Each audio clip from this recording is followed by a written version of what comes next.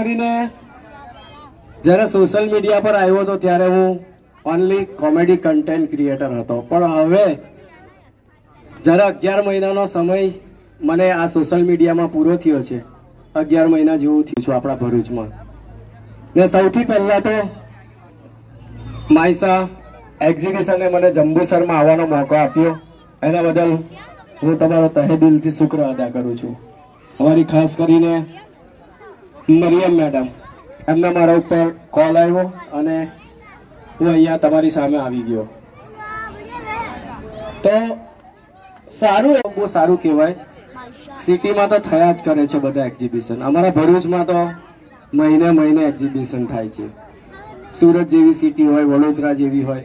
અલ્હમ્દુલિલ્લાહ લોકોને મેં પૂછ્યું તો નવસારીથી લઈને જંબુસર સુધી આ લોકોએ કવર કરવાનું ચાલુ કર્યું છે અને આજે જંબુસરમાં આવી ગયા છે. અને એટલા માટે જ અમે વિધિન 1 મંથ પહેલી વાર એવું છે કે અમે કોઈ સિટીમાં બીજી વાર પાછું એક્ઝિબિશન રાખ્યું છે. તમે અમારા જંબુસર વાળાઓને ઓળખતા નથી હે ને? ભલા મોણો, ચાલો તો હવે હું મારી લાઈન પર આવી જાઉં.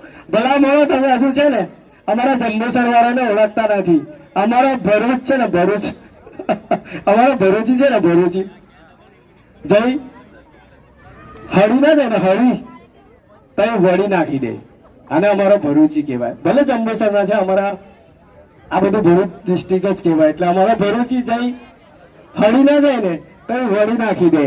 એટલા માટે મારો એક ડાયલોગ ખાસ કરીને આ જ છે કે હું મારા દરેક વિડીયોના અંદર મારું એક જ પહેલા પેટર્ન ડાયલોગ હોય કે અલા ભરૂચ વાળાઓ, એમાં આખી ડિસ્ટ્રિક્ટ આવી ગઈ.